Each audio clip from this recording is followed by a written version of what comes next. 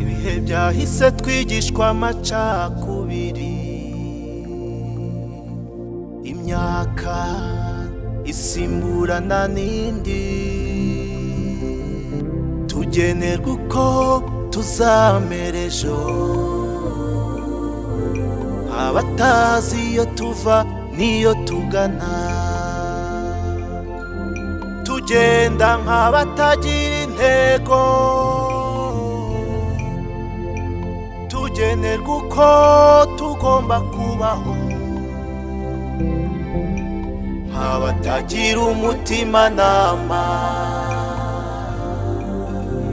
iyo humiriza ngo ibiguhaza ntacyo yatugejejeho, uretse jenoside yadusigiye imfubyi, incike n'abapfakazi, nta ejo nta buzima. Urupfu nirwo twabonaga nk'inzira ishoboka gusa. Horana amahoro Rwanda kuko warayaharaniye, amahanga ahora kwigiraho amahoro,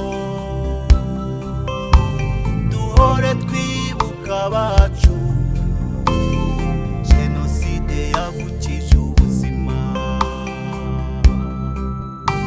tubasubiza agaciro, tubunamire.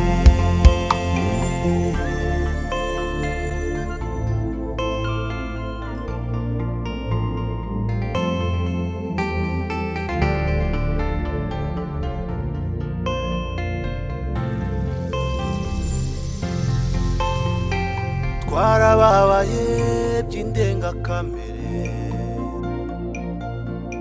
twiciwe abacu bazira uko bavutse, twiciwe abatoya n'abakuru, ntawagiriwe imbabazi.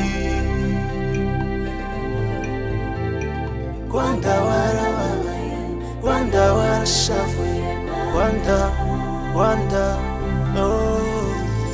Jenoside yakorewe abatutsi yagusize ushenjaguwe,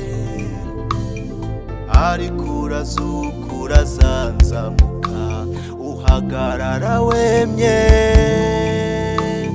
uramutswa ubutwari nabo wagaruriye ubuzima. Horana amahoro Rwanda kuko warayaharaniye, amahanga ahora kwigiraho amahoro, duhore twibuka abacu, jenoside yavukije ubuzima, tubasubiza agaciro, tubunamire.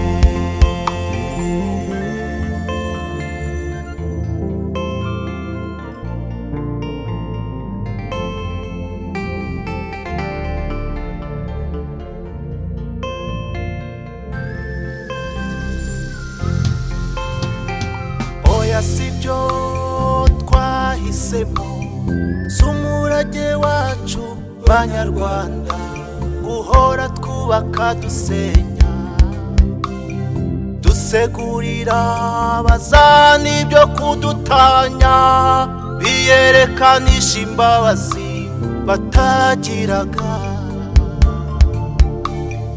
Amateka yacu yaduhaye isomo ryo kubaha ibyo twihitiyemo, adusigira umukoro wo kwiyubakisha kwigira, ngo kuba umurinzi w'ibyo twagezeho, urumuri twacanye rw'icyizere ruhore rumurika, mu nzira twahisemo y'ubumwe n'ubwiyunge, witwerekeza heza habereye u Rwanda ruzira urwango, ruzira jenoside. Turinde ubusugire bw'impano twagabiwe, twubaka u Rwanda rwuje amahoro ibihe n'ibihe ibihumbi. Horana amahoro Rwanda kuko warayaharaniye, amahanga ahora kwigiraho amahoro, duhore twibuka